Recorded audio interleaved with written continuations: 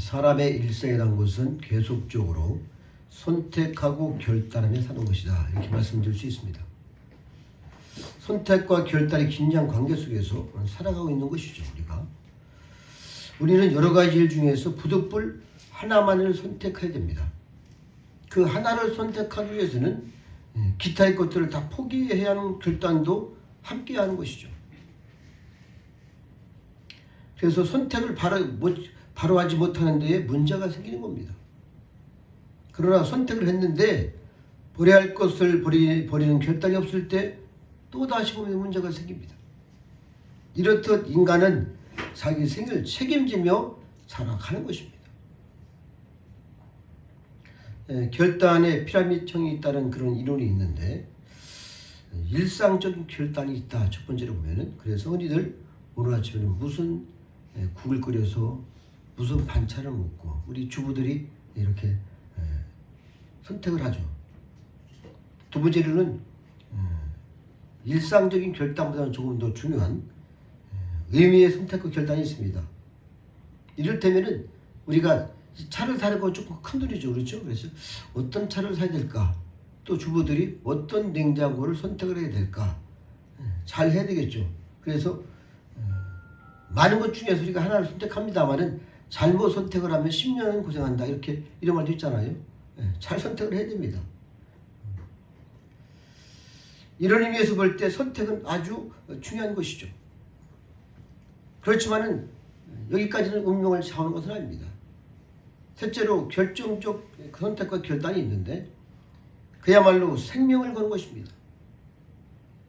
여기에 운명을 거는 것인데 여기에 명예가 있고 특별히 이 순간 한 선택으로 말미암아 내 영원한 생명이 정말 잘못되는 것입니다. 이렇듯 중요하고도 정말 결정적이고 종말론적인 선택과 결단이 시각 우리 앞에 다가오고 있고 현재 우리가 처해 있는 것입니다. 우리는 지금 그런 가운데서 살아가고 있는 것이죠. 결단을 내리게 하는 동기에는 세 가지가 있는데 첫 번째는 동물적 동기가 있다 그랬어요. 그래서 모든 동물은 본능을 따라 살아갑니다. 그래서 동물은 부딪히는 사건에 대해서 본능적으로 반사하고 또 거기에 응답하고 그렇게 살아가는 것이죠. 이것이 인간적인 결단이겠죠. 두 번째는 도덕적 동기인데 이것은 동물은 충동은 있지만은 그것을 그대로 따를 수는 없습니다. 우리가 특별히 우리가 도덕을 묻는 그런 것입니다. 도덕적 동기를 무시하고 결단할 때 인간은 비참해집니다. 우리나라에서 도덕이 무너지면은 사회생활이 힘들어요. 그렇죠? 서로가 힘든 겁니다. 일반적인 그것도 우리가 안 지키면 안 되는 것이죠. 선택과 결단이 그를 불행하게 만들고 있는 것이죠. 선과 의의 진리의 사랑 이런 것들이 다 도덕적 동기인데 사람이라면은 이에 따르고 또 결단하게 되는 것이죠. 무엇보다도 결정적인 것은 신앙적 동기입니다. 하나님께서 존재하시고 하나님의 능력이 함께 하시고 하나님의 사랑이 함께 하시고 또 하나님께서 내 편에 계시다는 것을 생각하면은 내가 내 뜻을 앞세우지 못합니다. 내 마음에 잠시 동안은 납득이 안 가지만은 하나님의 뜻이기에 그 길을 선택을 하는 것입니다. 거기에 주님의 뜻이 있고 주의 뜻대로 하리이다. 우리 주께서도 겟세마네 동산에서 아버지의 뜻대로 하옵소서 이렇게 결단을 하시잖아요. 이 같은 선택은 반드시 결단이 있어야 되는 것이죠. 이 같은 신앙적 동기야말로 가장 결정적인 것이다 이렇게 생각을 할 수 있습니다. 우리는 이 신앙 안에서 이 세 가지를 얻을 수가 있는데 이 신앙에서 하나님을 믿고 또 그 능력을 믿고 그 존재를 믿고 그를 사랑을 믿을 때에 그 속에서 우리가 얻게 되는 것이 있습니다. 첫 번째가 바로 존재의 의미를 얻게 되는 것이죠. 내가 구원받기 전까지는 내 존재의 의미를 내가 전혀 모릅니다. 내가 왜 세상에 태어났는지 내가 어디로 가는지 나의 생명과 존재의 의미를 모르기 때문에 불신앙의 사람이죠. 그러나 신앙과 함께 그리스도 안에서는 내 신앙의 존재의 의미를 우리가 얻게 되는 것이죠. 영원 생명을 바라보는 것입니다. 두 번째는 이제 사명의 의미를 얻게 되는데, 세상 사람들이 나를 다 필요치 않다, 너는 쓸모가 없다, 이렇게 생각을 할 수도 있어요. 나를 보기에도 우리가 너무나 초라하고 때로는 위축되고 그렇죠. 그러나 하나님께서 보시기에는 아주 쓸모가 있는 겁니다. 좋은 제목들인 거예요. 하나님께서는 내가 필요하다는 것입니다. 하나님의 사업을 위해서 내가 필요하다, 그러한 사명의식이 있어야 될 줄 압니다. 이것이 깨닫는 것이 신앙입니다. 아, 정말 하나님께서 나를 이렇게 필요로 하시고 정말 내가 거룩한 하나님의 역사 속에 내가 동참을 해야 되는 것이구나, 이걸 깨닫는 것이 신앙인 것이죠. 그래서 신앙 안에서 우리는 이것을 알 수가 있습니다. 신앙적으로 사는 사람은 자기의 존재 가치가 고귀하고 자기가 하고 있는 모든 일에 대해서 엄청난 의미를 느끼고 살아가는 것입니다. 그래서 행복한 거예요. 세 번째는 현실의 또 의미를 알게 됩니다. 우리가 세상을 보더라도 세상의 모든 것은 부득이하고 모순되고 때로는 불확실하고 불안하고 뜻대로 되는 것이 아무것도 없는 것 같아요. 그러나 신앙의 사람으로 느끼는 세상은 그렇지가 않은 것입니다. 현실에 의미가 있어요. 오늘도 우리가 할 일이 있습니다. 오늘도 내가 지금 이 사건을 통해서 하나님께서는 큰 역사를 이루어 가시는 것을 믿으시기 바랍니다.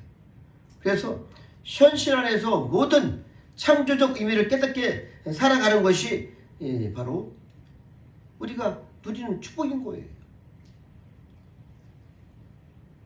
신앙의 눈으로 볼 때에는 뜻 없는 현실이 없습니다. 버려진 사건도 없습니다. 크고 작은 것도 없는 거예요. 실패하든 성공하든 건강하든 병들었든 현실 그대로 그 속에 엄청난 우주적 의미가 있다는 것입니다. 본문에서 우리는 에스더라고 하는 여인을 볼 수가 있는데, 이 에스더는 유대 사람입니다. 디아스포라이죠. 자기 고향을 떠나서 멀리 바사 나라에서 살고 있죠. 그 옛날 소수의 유대 민족이 다른 나라 살면서 많은 구박을 받았습니다. 고향을 떠나면 우리도 마찬가지죠. 남의 땅에 사는 사람들의 모습이죠. 그런데 하나님의 은혜로 그 유대 여인의 미모와 지혜가 눈에 띄어서 바사 나라의 아하스웨로 왕의 아내가 되는, 왕비가 되는 은혜를 입었습니다. 그러므로 앞나라의 영광을 보장받은 것이죠. 여러분, 우리나라도 왕비하면 대단한 거 아니겠습니까? 자리가. 이제 그녀의 생은 한 여자로서가 아닌 그야말로 한 나라의 왕으로서 정말 일생 동안 왕국에서 살아갈 수 있는 그런 영광을 누리게 된 것입니다. 그러나 모든 것이 결코 순탄치만은 않았다는 것입니다. 어이없는 시기와 질투로 이 하만이가, 이 나쁜 사람이 유대민족이 순환을 당하게 됐어요. 큰 위기를 맞게 된 것입니다. 이 사악한 하만이가 온 유대 백성을 다 없애려고 음모를 다 꾸민 것이죠. 그래서 거짓으로 보고를 잘 해갖고서 결제를 딱 받았습니다. 유대인 모두 이스라엘 유대인들을 모두 다 죽일 수 있는 권한을 딱 위임받고 도장을 딱 찍은 거예요. 왕이. 그것도 모르고.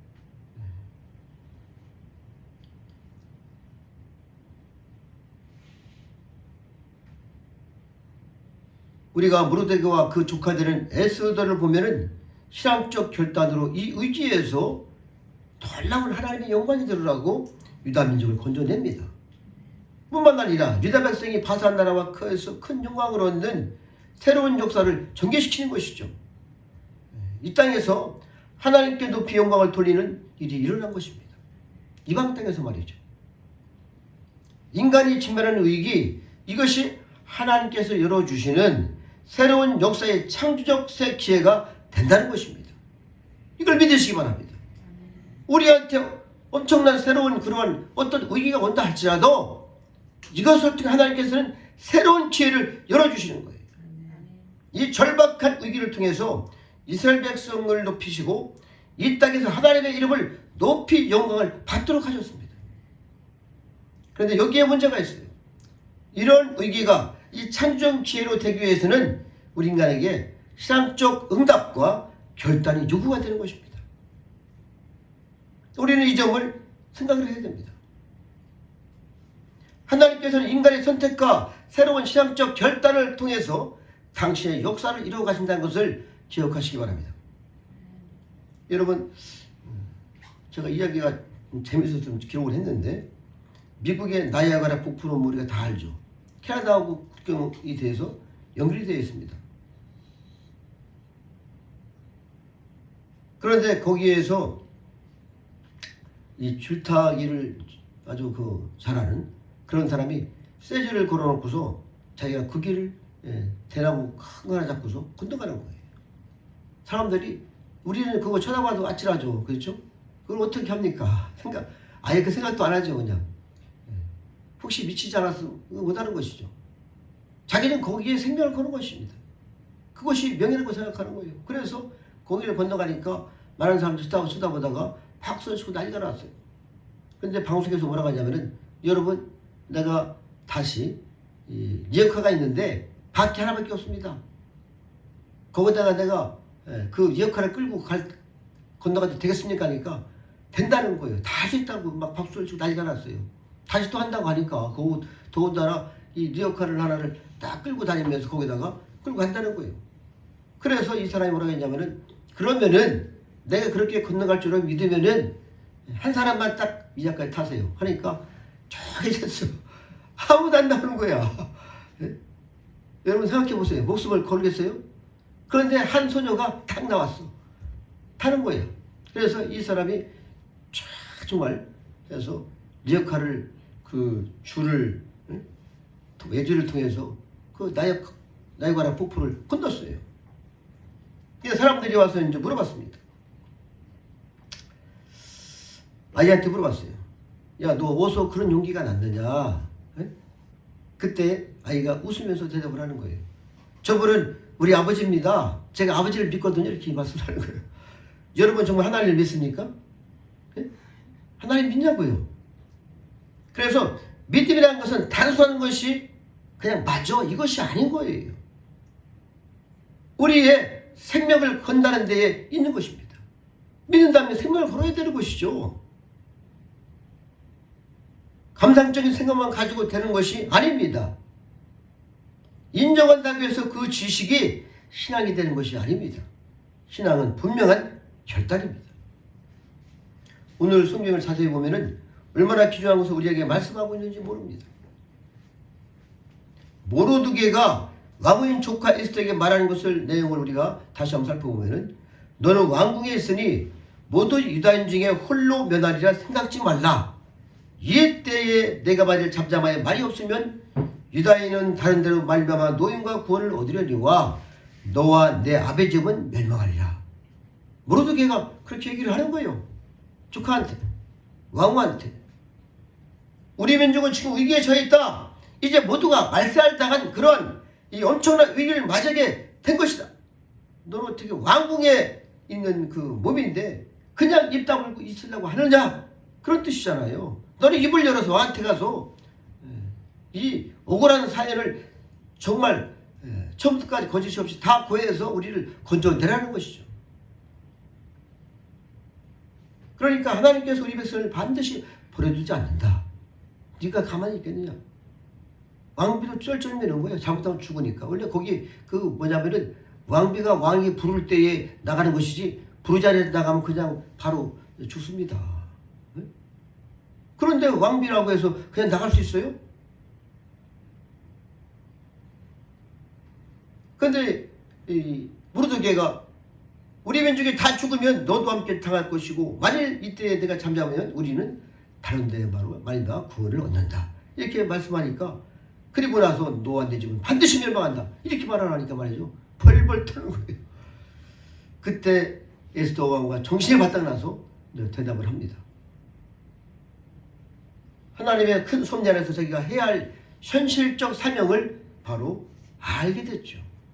그리고 결단합니다. 오늘날 나를 향하신 주님의 뜻을 어떻게 이해하느냐 하는 것이 정말 당면한 문제이죠. 우리한테 주님의 뜻이 이런 문제를 통해서 어떻게 나한테 이런 문제가 정말 당면한 것인가 우리가 알아야 됩니다. 그리고 결단해야 되는 것이죠. 그래서 에스더가 기도와 금식 중에서 자기의 존재 이유를 하나님의 큰 섭리 안에서 깨달아져서 지금 결정하고 이제는 다시 한번 믿음이 필요한 이 시기에 결단을 하는 것입니다. 내가 왕의 위를 얻은 것이 이때를 위함이 아니냐, 누가 위함이 아니냐, 누가 하느냐, 이렇게 말을 할 때에 왕후가 된 것이 바로 오늘을 위하여, 바로 이 순간을 위하여, 바로 이 사건을 위해 예배된 일이 아니겠느냐, 그래서 내가 세상에 태어난 것이 아니겠느냐 하는 그러한 의미의 말을 강력하게 증거를 하니까 이 왕후가 가만히 있을 수가 있어요. 이게 견딜 수 없는 것이죠. 여러분, 저와 여러분의 과거는 어땠습니까? 다 지나간 얘기입니까? 이제 여러분의 오늘은 어떻습니까? 바로 이 순간 내 앞에 놓여있는 이 사건을 위해서 내가 세상에 존재한다고 하는 그것을 우리가 알고 살아가야 되는 것이죠. 그렇게 살아가는 사람이 가장 성공적이고 또 가장 용기 있는 생을 사는 사람인 것입니다. 이때를 위하여 의합이 누가 하느냐? 이때를 위해서, 이렇게 어려울 때에 위해서 저와 여러분을 하나님이 선택하신 것입니다. 에스더가 세상에 태어난 건 바로 이 순간을 의함이라는 것이죠. 그래서 바로 자기가 금식한 후에 나아가서 이스라엘 구원하는 그 놀라운 영광을 주님께 올려드렸습니다. 할렐루야. 또 우리가 구약의 성경 보면은 창세기 45장 보면은 요셉이 나오죠. 그렇죠? 요셉이 형들의 손에 의해서 죽이려다가 팔렸습니다. 지금 말로 말씀하면 인신매매를 당한 거야. 이게 팔아먹었잖아요. 그래서 애굽으로 가서 감옥도 가고 결과적으로는 가장 낮은 데까지 갔다가 총리가 되는 영광을 얻었습니다. 그리고 먼 후에 이 세상의 모든 나라가 다 흉년이 되고 곡식이 없을 때에 곡식을 사러 형들이 왔어요. 그리고 그 과정을 잘 알잖아요. 그렇죠? 예. 그때에 형들을 만나게 됩니다. 대면하게 됩니다. 서로 통성을 했어요. 당신들이 나를 이곳에 팔았으므로 근심하지 마소서, 한탄하지 마소서. 하나님이 생명을 구원하시려고 나를 당신들 앞서 보내셨나이다. 할렐루야. 얼마나 멋진 고백입니까 이게. 상상을 초월하는 그런 고백인 것이죠. 당신들이 나를 팔았다고 해서 혹시 내가 보복할까 두려워하지 마세요, 이런 뜻 아니겠습니까? 당신들이 나를 판 것이 아니라 하나님께서 우리 백성들을 위해서 먼저 나를 애굽으로 보내셨다, 이런 말씀인 겁니다. 저 여러분을 그 현장에 지금 보내신 것입니다. 이것이 신앙적 현실관이에요. 보냄을 받은 것이라고 지금 이 요셉이가 말하고 있잖아요. 보냄을 받은 자로 살아가고 있는 것이죠. 우리도 우리 교회에, 또한 여러분의 가정에, 여러분의 직장에 하나님이 여러분을 보내신 것입니다. 팔려가는 인생이 아니고, 뇌를 끌려가는 인생이 아니고 보냄받은 사명의 사람이라는 것을 알아야 하는 것입니다. 나는 사명의 사람입니다. 요셉이 말한 것입니다. 하나님의 큰 구원으로 나를 당신을 앞서서 보내셨다.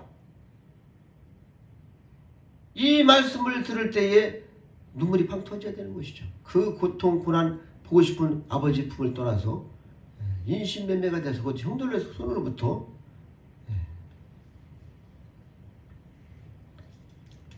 하나님께서 보내신 것입니다. 할렐루야. 저와 여러분 하나님이 보내신 거예요. 독일의 신학자이자 순교자인 보네퍼가 이런 말을 했습니다. 값싼 은혜를 구하지 말라 했어요. 우리는 우리가 조금 뭐했다, 기도했다 해서 어떻게 큰 능력이 오고 내가 잘 살면 좋겠다는 것을 주님 앞에 막 토해냅니다.